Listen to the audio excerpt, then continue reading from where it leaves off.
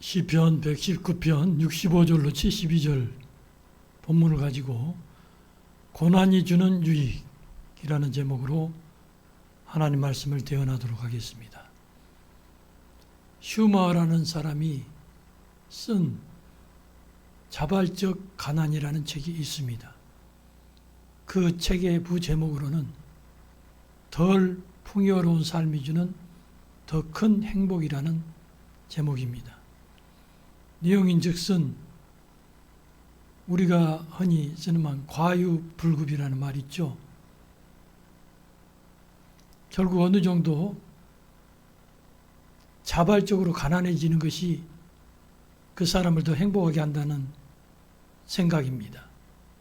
저자는 경제발전도 어느 정도까지만 건강한 것이고 삶의 복잡함도 어느 정도까지만 좋은 것이고 생산성을 추구하는 것도 어느 정도까지만, 전문성, 과학 발전도 어느 정도까지만 좋은 것이라는 그런 지론입니다. 왜냐하면 사람의 욕망이라는 것은, 욕심이라는 것은 끝이 없기 때문입니다. 어느 정도를 벗어나게 되면 오히려 과유불급, 덜한 것이 더한 것보다 더 낫다는 거예요. 저는 이런 철학들이 어느 정도 성경적이라고 믿습니다. 성경도 누누이 탐심은 우상 숭배라고 강조하고 있기 때문입니다. 사실 돈을 사랑하는 것이 일만하게 뿌리라고 성경에서 말씀하고 있지 않습니까?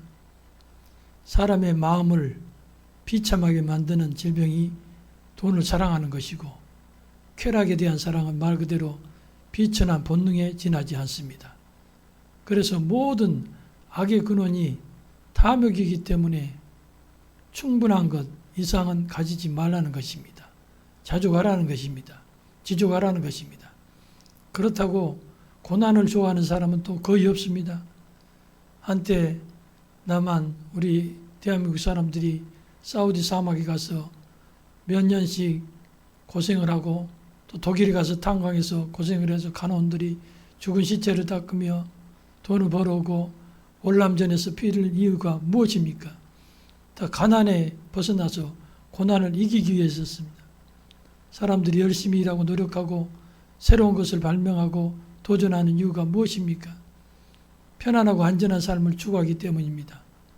그러다 보니까 가전제품들도 수없이 개발되었고 교통수단도 끝없이 발전하고 있고 병원 시설도 최첨단을 달리고 있으며 사는 집들도 엄청나게 달라지고 있습니다. 이렇게 본다면 고난을 좋아하는 사람은 한 사람도 없는 것 같습니다. 그런데 성경에서는 유독 이런 주장을 하고 있습니다. 고난당한 것이 내게 유익이라.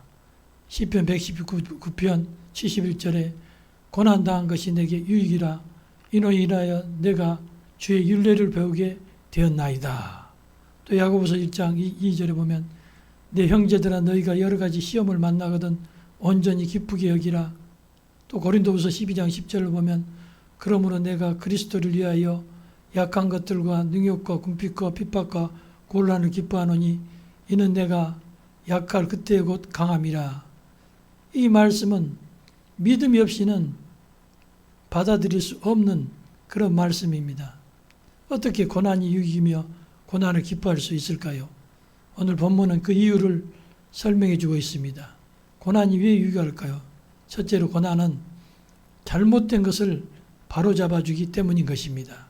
시편 119편 67절에 고난당하기 전에는 내가 그릇 행하였더니 이제는 주의 말씀을 율례를 지키나이다. 고난은 인간을 범죄의 길에서 막아준다는 것입니다. 신문을 보니까 보신 분들도 있겠지만은 현재 범죄자들이 가장 많은 나라가 미국입니다. 미국인 99명 중에 1명이 감옥에 있습니다. 미국 전역의 수감자만 230만 명입니다. 이것은 미국 전체 인구 2억 3천만 명의 1%에 해당됩니다. 오히려 고난이 많은 나라는 범죄율이 미국보다 현저히 떨어집니다. 행복지수도 훨씬 높습니다. 미국이 행복한 것 같아요. 미국도 큰 고난을 당해야 정신을 차릴 것입니다. 고난은 분명히 잘못을 바로잡아 줍니다. 그래서 고난은 위장된 변장된 축복이라고 말하지 않습니까? 축복 중에 축복은 죄를 깨닫게 하고 바로잡아 주는 것입니다. 죄를 깨닫고 회개하지 않는 상태에서 아무리 물질의 축복을 많이 받아 보십시오. 그 물질로 하나님께 영광을 돌리겠습니까? 아닙니다. 로또 복권을 한번 생각해 보세요. 당첨돼 가지고 행복해 준 사람 없고 거의 95%, 99%가 거의 다 신세를 망쳤다고 결론을 나오고 있습니다. 죄를 버리지 못한 채로 건강의 복을 받아보십시오. 건강한 몸으로 또 죄를 짓다가 망가지지 않겠어요? 아무리 지식이 많고 재능이 특출해도 죄에서 떠나지 못한 사람은 그런 것으로 인해서 교만해질 수밖에 없습니다.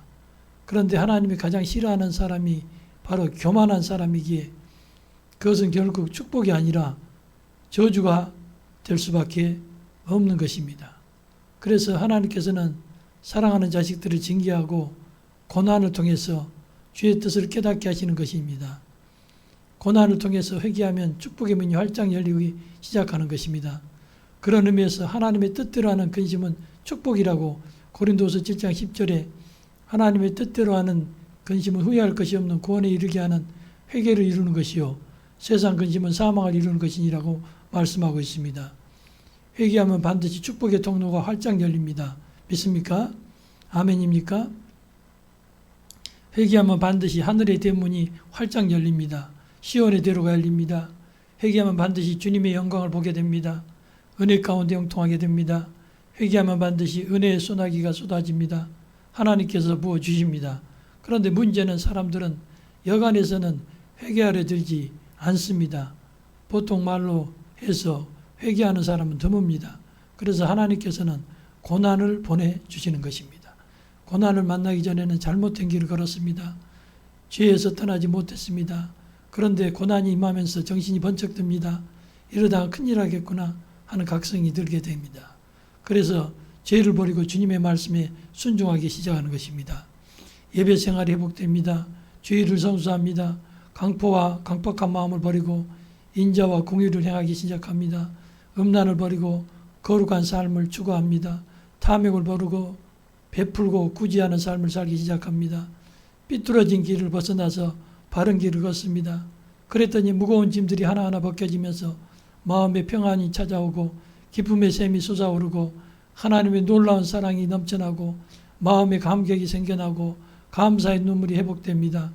시편 119편 67절 오늘 말씀 고난 당하기 전에는 내가 그릇 행하였더니 이제는 주의 말씀을 지키나이다 라고 말씀하고 있지 않습니까? 지금 고난을 당하고 있다고 생각하신 분이 있습니까? 고난을 통해서 우리 하나님 앞에 온전해질 수가 있습니다. 고난은 잘못을 바로잡아 주기 때문입니다. 고난을 통해 회개할 것을 깨닫게 해주고 순종을 배우면 그때부터 진정한 축복은 시작되는 것입니다. 고난은 왜 우리에게 유익할까요? 잘못을 바로 잡아주기 때문입니다. 둘째로 고난은 우리에게 믿음의 성숙을, 인격의 성숙을 가져다 주기 때문입니다. 주의 윤례를 알고 그분의 뜻을 따르는 것이 성숙입니다. 쉽게 표현하자면 고난을 통해 우리는 철이 드는 것입니다. 철부지가 철이 드는 거예요. 철이 들어야 하나님의 복을 받을 수가 있습니다. 로마서 5장 3절에서는 환난은 인내를, 인내는 연단을 낳는다고 하지 않았습니까? 연단은 인내를 이루어야 그 다음에 소망을 이룬다고 말씀했어요. 야고보 사도는 시련에 대해서 이렇게 말합니다. 야고보서 1장 3절 이는 너희 믿음의 시련이 인내를 만들어내는 줄 너희가 알미라. 4절 인내를 온전히 이루라. 이는 너희로 온전하고 구비하여 조금도 부족함이 없게 하려 함이라. 대장간이나 용광로의 뜨거운 불 속에 모든 불순물이 제거되고 순금, 수는, 강철이 나오는 것처럼 연단된 믿음은 이렇게 귀한 것입니다. 태풍이 와서 바다를 다 뒤집어 놔야 바다도 숨을 쉬고 정화되듯 인생에 닥쳐오는 환난과 역경은 그 사람의 영혼을 맑게 해주는 신령한 도구가 되기도 하는 것입니다. 하나님도 독수리를 훈련을 시키십니다. 독수리는 새끼를 훈련시킬 때 높은 창공에 올라가서 인정사정 없이 내던집니다. 그러면 죽지 않기 위해서 기를 쓰고 날개짓을 하면서 새끼 독수리가 땅에 떨어지기 떨어집니다. 떨어지기 직전에 어미가 쌩 날아가서 받아줍니다. 그리고 다시 올라가 내던지기를 반복합니다. 그러면서 새끼는 날기 시작하는 것입니다. 신명기 32장 11절에 마치 독수리가 그 보금자리를 어지럽게 하며 그 새끼 위에 너풀거리며 그 날개를 펴서 새끼를 받으며 그 날개에 그것을 엎는 것 같이 여호와께서도 홀로 그들을 인도하셨고 함께한 다른 신이 없었도다 말씀하고 있습니다. 마찬가지로 하나님 보시기에 순전한 믿음, 순도가 높은 믿음을 가지려면 오랜 연단이 필요한 것입니다. 아브라함을 생각해 보시기 바랍니다. 고향과 친척을 떠나라 할 때부터 이삭을 하나님께 제물로 드리려 명령을 받을 때까지 수많은 고난 속에서 연단을 받음으로 순전한 믿음의 사람이 되었고 결국 만국 백성의 신앙의 조상이 될 수가 있었던 것입니다.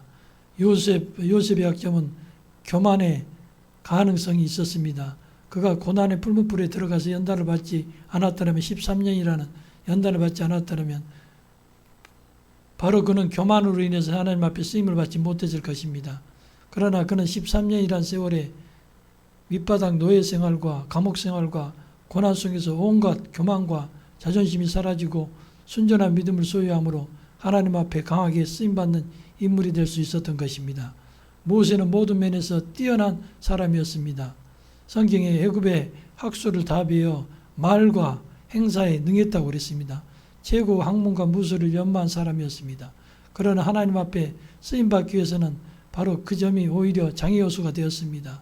그래서 하나님 모세를 강하게 쓰기 위해서 광야 학교에서 40년 동안 감임제로 입학시켜서 고난의 연단을 받게 하셨던 것입니다. 그러므로 그 광야 학교 고난의 풀무불에 들어가서 온갖 교만의 불순물과 자존심의 잔물이 찢기가 빠지게 함으로 순전한 믿음을 소유하게 하신 다음에 이스라엘을 해방시키는 지도자로 리더자로 세웠던 것입니다. 다윗은 어떻습니까? 다윗은 사울에게 믿음을 받아 생명의 위협을 받으며 쫓겨다녀야 했습니다. 요한은 밤모섬에 유배되어 고난을 겪는 중에 계시록의 영광을 보게 됩니다. 예레미야는 말씀을 전하다가 친구와 가족들에게까지 미움을 받아 구덩이에 던져집니다. 그러나 그는 고난의 물을 마시고 고난의 빵을 먹으면서 인내합니다. 고난 속에서 연단되지 않는 믿음은 약한 믿음이요 시험 풍파에 쉽게 넘어지는 믿음인 것입니다. 그래서 하나님은 때로는 하나님의 사람을 고난의 연단의 풀무불 속에 집어넣어서 믿음을 강하게 한 다음에 쓰시는 것입니다. 인격을 성숙시키고 믿음을 성숙시키고 마음의 그릇을 넓히고 시야를 넓혀서 쓰시는 것입니다. 이것은 우리들이 자녀 교육의 원리에도 적용되어야 합니다. 많은 부모들이 자식을 키울 때 착각하는 것 중에 하나가 자기는 고생해서 자랐기 때문에 자기 자녀만큼은 고생시키지 않겠다는 생각을 한다는 것입니다. 그래서 어떤 엄마는 딸에게 설거지도 안 시키고 빨래도 안 시키고 청소도 시키지 않습니다. 모든 혜택을 베풀어주면서 완전히 공주님같이 키웁니다. 심지어 바느질, 숙제 같은 것도 엄마가 대신해 줍니다. 그렇게 키우면은 온실 속의 아초처럼 일생 동안 공주처럼 행복한 삶을 살 것 같고 엄마에게도 평생 감사하며 살 것이라고 생각합니다. 그러나 그게 큰 착각이라는 것입니다. 오히려 그 반대 현상이 나타납니다. 고생하면서 열심히 키운 자식은 효도하는 것이고 호강하며 시키고 오냐오냐 하면서 키운 자식은 조그만 어려운 일이 생겨도 이기지 못하고 부모를 원망한다는 사실입니다. 자기밖에 모르는 이기적인 사람이 됩니다. 이런 자식은 희생할 줄도 모르고 헌신도 없으며 남에 대한 배려도 없습니다. 어떤 부모는 자식 고생한다고 단기 선교 한 번도 보내지 않습니다. 그것은 자식을 바로 키우는 것이 아닙니다. 인간이 타락한 후에 하나님은 무엇이라고 하셨습니까?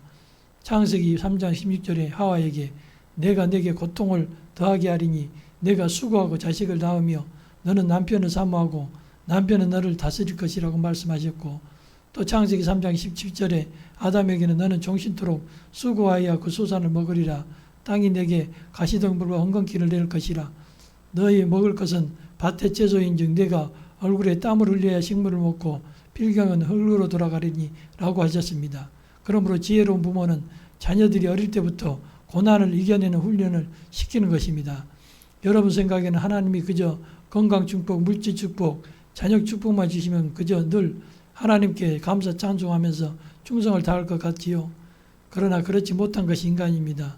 집안이 어려울 때는 그렇게 열심히 기도하고 정성으로 헌금하고 죽도록 충성한 성도가 하나님의 축복을 받아 건강이 회복되고 사업이 잘 되고 주택도 제법 살 만큼 좋아지니까 이상하게도 기도를 게을리하고 헌금도 인색하고 충성의 그 정도도 점점 짐도 벗어버리려고 하는 것을 봅니다. 헌신도 없습니다. 그러니 믿음이 성장하지 않는 것입니다. 그래서 주님은 때때로 고난을 보내셔서 그동안 쌓여진 나태와 고만과 자기중심적인 삶을 고쳐주시는 것입니다. 요즘 이렇게 삶의 고난을 겪고 계신 분이 계십니까?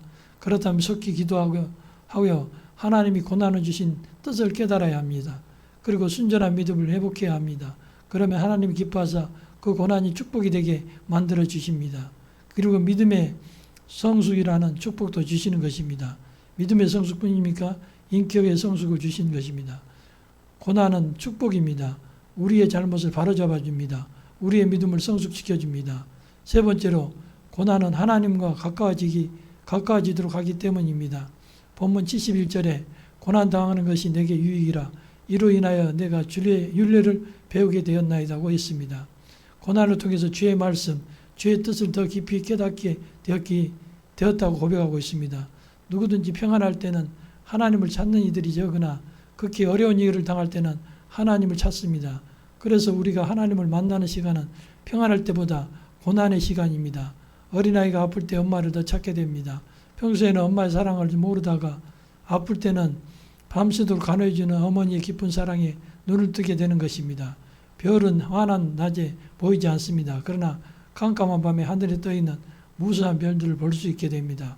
하나님께서는 때로 우리의 환경을 어둡게 하신 후에 만나주실 때가 많습니다. 야곱이 아버지 어머니 품에서 평안하면서 거할 때는 하나님을 깊이 만나는 체험이 없었습니다.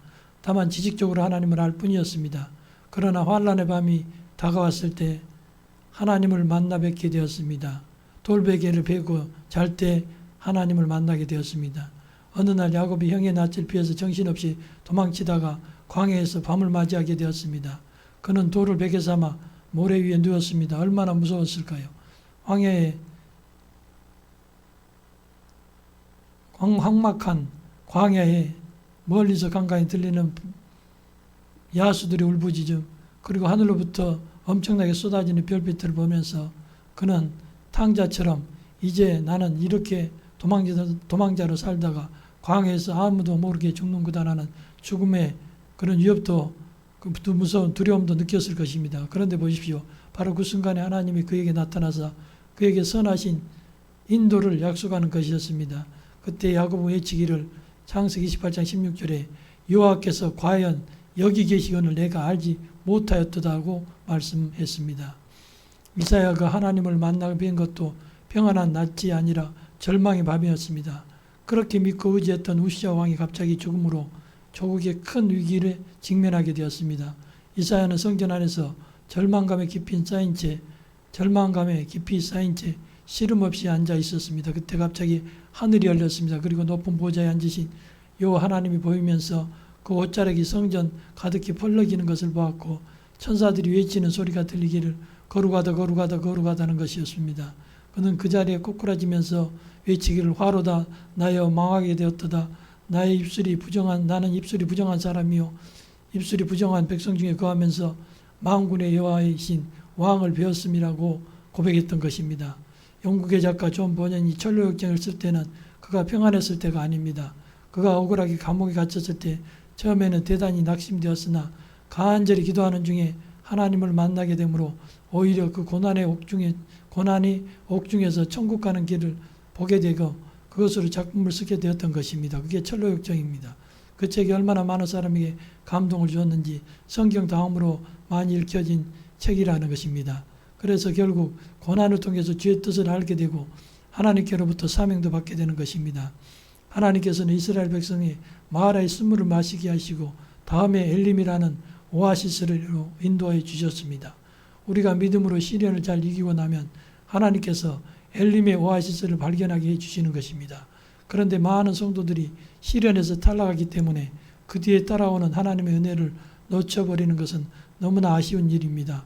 사랑하는 저나 성도 여러분, 고난의 날에 쓴물이 나와 우리를 괴롭게 하지만 그 시련의 날에 하나님을 더 가까이 만나시도록 힘쓰시기 바랍니다.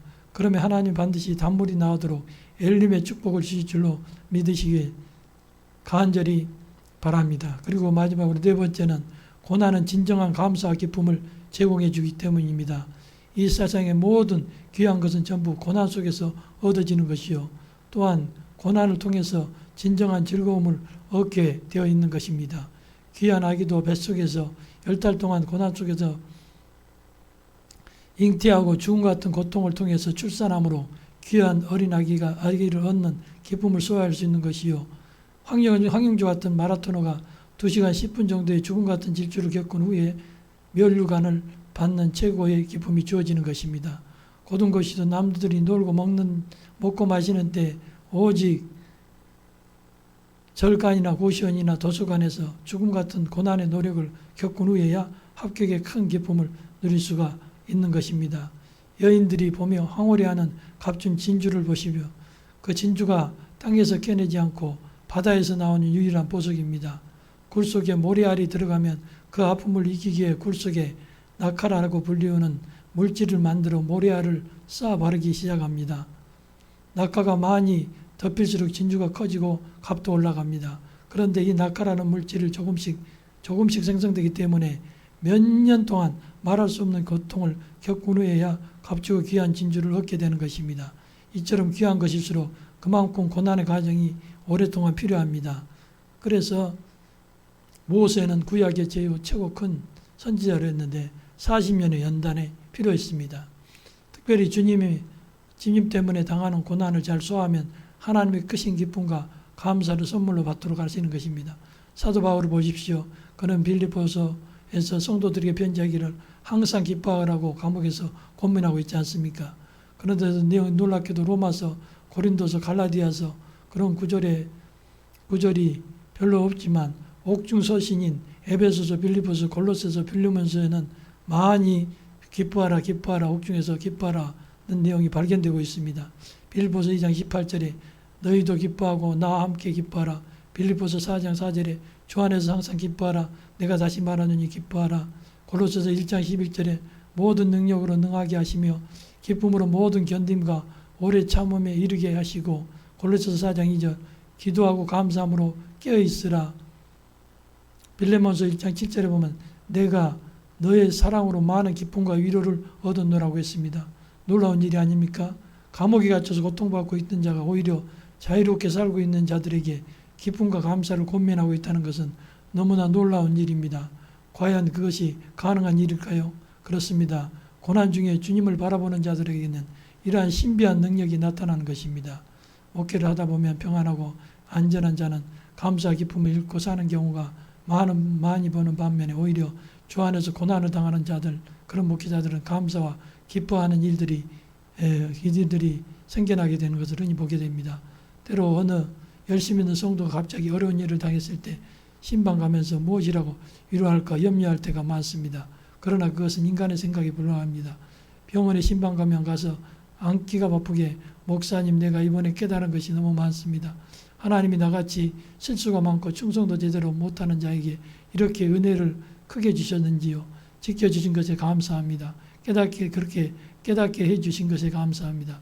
앞으로는 더욱더 주님의 뜻대로 살기로 결심했습니다. 라고 하면서 간증하니 오히려 신방 가는 목회자가 은혜를 받고 옵니다. 성령께서 먼저 신방 오셔서 위로해 주시고 기쁨을 주시는 것을 발견하기 때문입니다. 우리 교회도 종종 어려움이 찾아올 때가 있었습니다.